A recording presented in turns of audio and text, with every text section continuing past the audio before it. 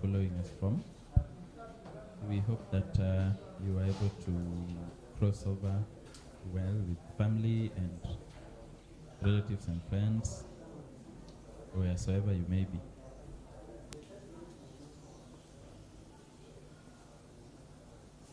Okay.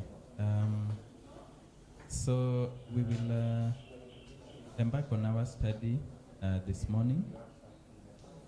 And we know that we are in a new quarter. We are handling the book of Hebrews, which is called the message of Hebrews, the message of Hebrews. And in lesson 2, we are going to define this topic or this theme that will be running across the whole quarter, the message of Hebrews. So what is the message of Hebrews in a nutshell? We are going to take kind of a summary, a walkthrough over the book of Hebrews before we get into the specifics, beginning with the next Sabbath, when we will be embarking properly now on Hebrews chapter 1 and so on and so forth. So for today we will have kind of what we call a summary or an overview of the book. An overview of the book. And in Hebrews chapter 8 verse 1, there's something that looks like a summary of the same, which forms our key text for today in Hebrews chapter 8 verse 1. And it says, this is the main point of the things we are saying, or kind of, this is the summary of the things we are saying. So here's the summary of the things that are in the book of Hebrews. And what is the summary? We have such a high priest who is seated at the right hand of the throne of the majesty in the heavens. You see, the message of the Hebrews, the of there means possession. So who owns, or who is the target audience of the book of Hebrews?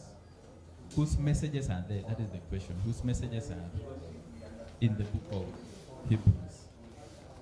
And the messages are of the Hebrews. That is why this title surfaces, that the message of the Hebrews. So the main point, what is being emphasized, is just one. And what is it? That we have such a high priest who is seated at the right hand of the throne of the majesty in the heavens. So if you were not to read any line, any verse, any chapter in the book of Hebrews, you take this one summary, this one message, and run away with it. And why is this important? Why is this important? The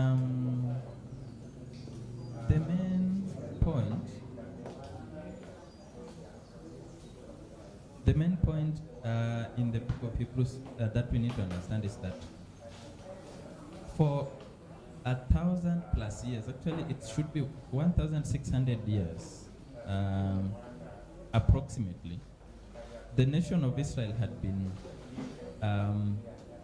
having what we call a ceremonial system. They had been having a sanctuary service full of sacrifices, offerings, the sanctuary service of repentance, and that was all about the worship service. We know that there were so many sacrificial activities and congregational activities around the temple. So the temple service was at the heart of the Hebrew nation.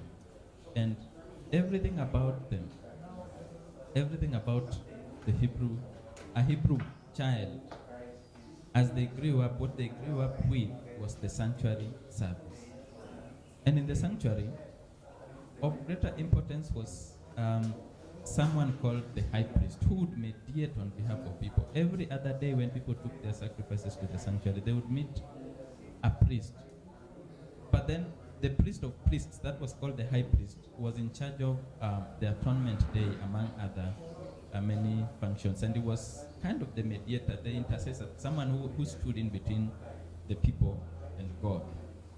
Now, when Christ comes, please come. Okay. Sorry.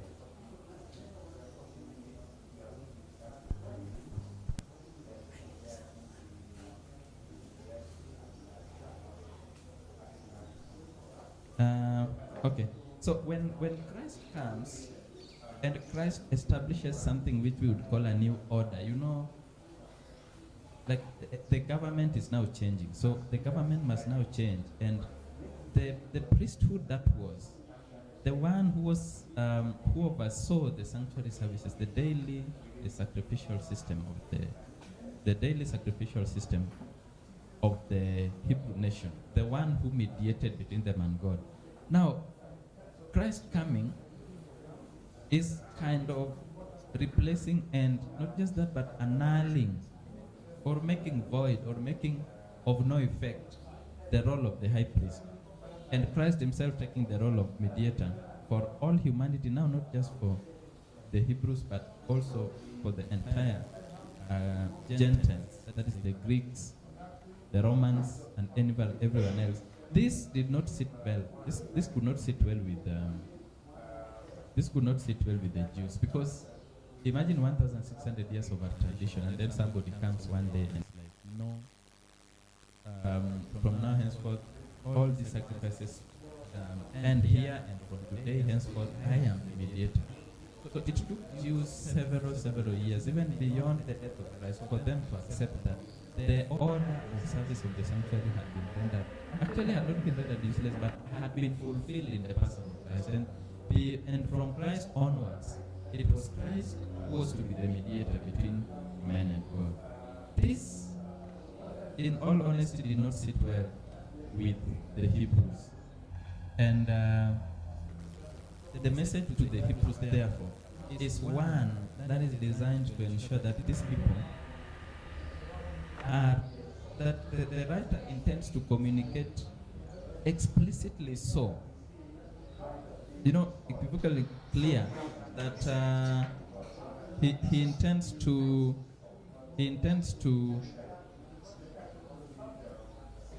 communicate this clearly to the Hebrews, that their mediator is no longer the high priest of the sanctuary service, but Jesus Christ.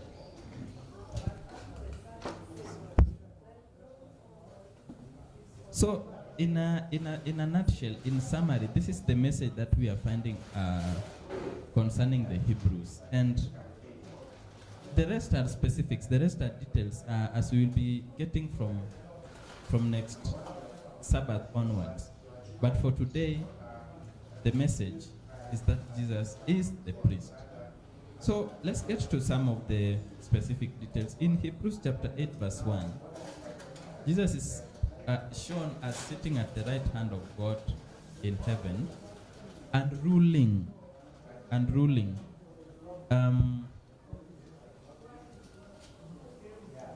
I would like to get to Hebrews chapter 8.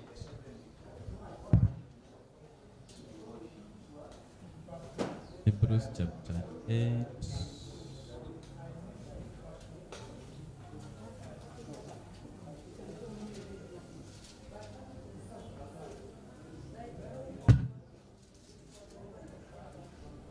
Yeah, so I'm in Hebrews chapter 8, verse 1. Now, the things which we have spoken, this is the sum, this is the summary.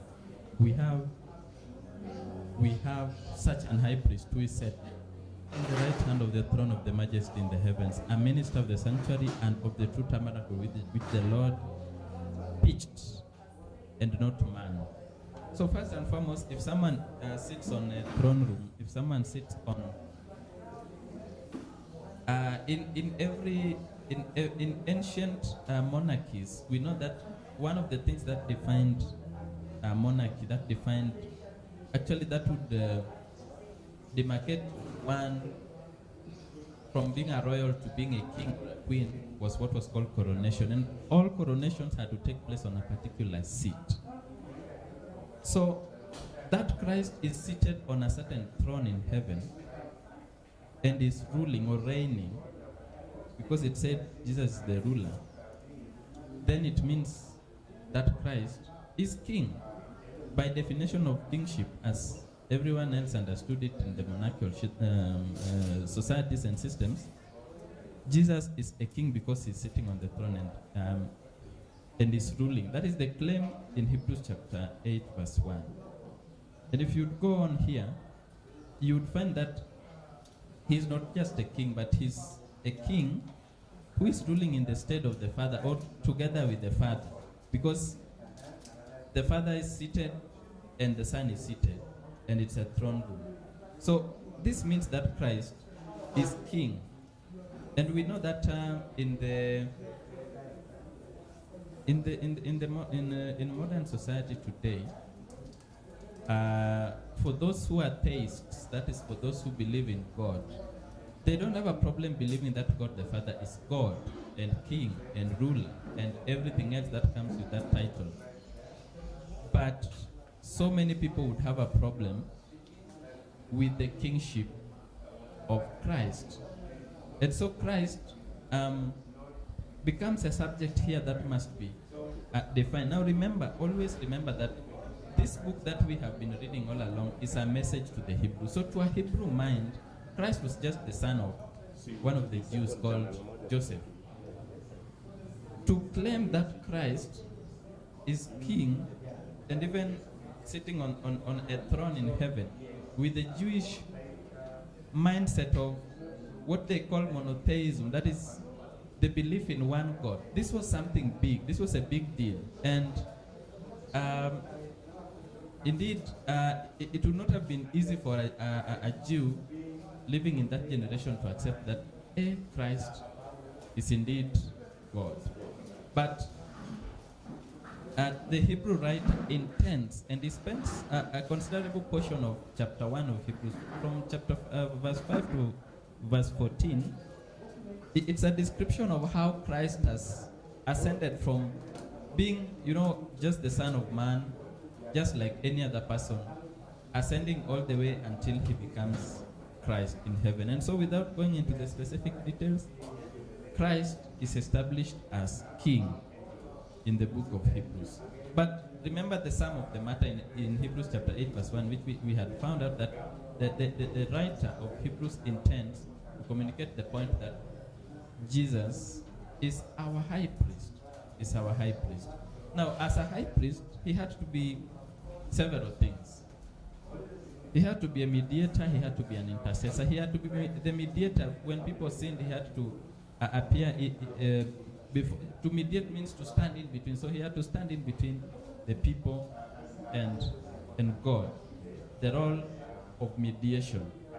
But he also took the role of intercessor, because the high priest interceded on behalf of people by supervising the sacrificial system and the offerings that were received. In fact, the many things that we could read, the high priest even ate the meat, and by eating the meat that was sacrificed, he took the sin of the people in his body, and he carried it. That is why on the atonement day, one of the offerings that had to be offered was that of the priest himself. He had to atone for himself because he was carrying the sins of the people before he could mediate or intercede on behalf of the people. So we have established that Christ is king because he sits on a throne chair. So if this was the throne room, then you'd have these seats of power upon which you would have to sit for you to be coronated a king or a queen. So Christ sits on the throne in heaven, and so he's king. He's also a mediator, as we have said, because several passages of scripture would put it. So we know that in the ancient Israel before Christ came, not today, the Israel that was before Christ came, God took Israel as collectively, every child that was born in Israel was collectively taken to be a son.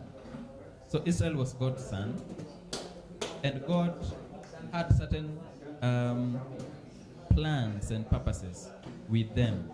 So he adopted them for his own cause, and he was going to use them in a special way. And in that context, therefore, God brings in the representative of his people. We know that beyond the cross, that is beyond the death of Christ, beyond the death of Christ, welcome, Ali. Beyond the death of Christ, Israel no longer, the word Israel no longer applies to that nation that was Israel, that is the Hebrews. No, the Israel, the term Israel, actually Paul calls the believers the Israel of God. That is in the book of Galatians. So Israel is no longer the Israel that it was as a nation. In fact, Israel is no longer a bloodline of Abraham, but children of faith. So Christ therefore becomes the intercessor or mediator, someone who stands in between the Israel of today and God. And this is also the task that the Hebrew writer intends to communicate, that Christ is now representing us, wholesomely as a nation of faith, not of the bloodline of Abraham or Isaac or Jacob. And so Christ stands in between. We know that the good news and the qualification of our mediator is that he had to be sinless. The animals that were offered, or the animals that were supposed to be used for sacrifice, were to be without blemish, or rather blameless, or rather sinless. Of course, they were animals, so they couldn't be sinless. But we know that they had to be without any blame, that is, without any defect.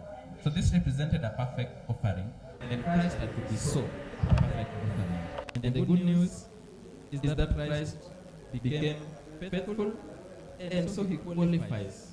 He qualifies to be our mediator, and that way, upon trusting him, we who are alive today can be guaranteed a safe future with God.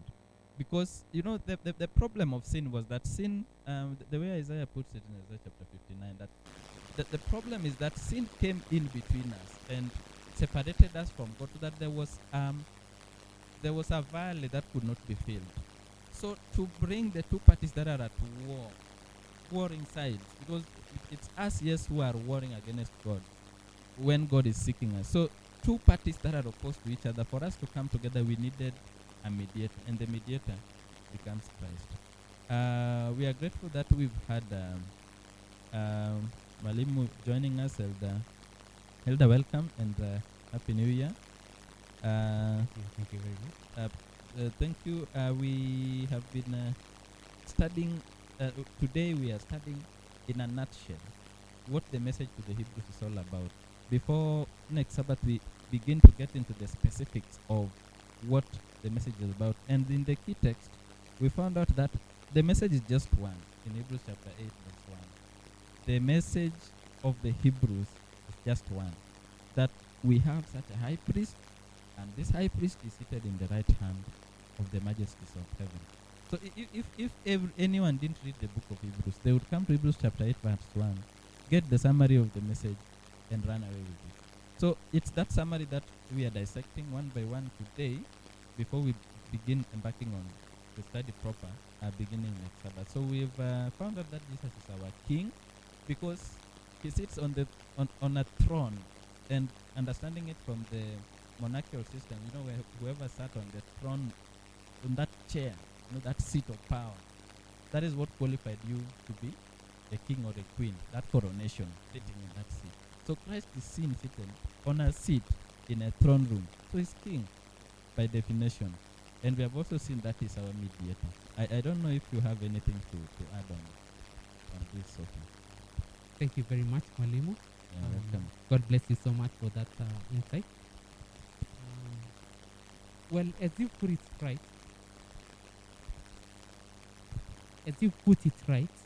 Hebrews chapter 8 verse 1 nearly summarizes everything to do with Christ in the book of Hebrews. This is the main point of the things which we are saying. We have such a high priest who is seated on the right hand of the throne of the majesty in the heavens.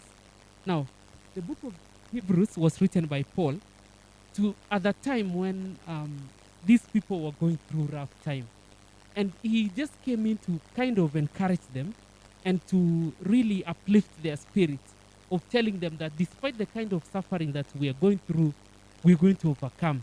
And first of all, the beginning chapters of this particular book is that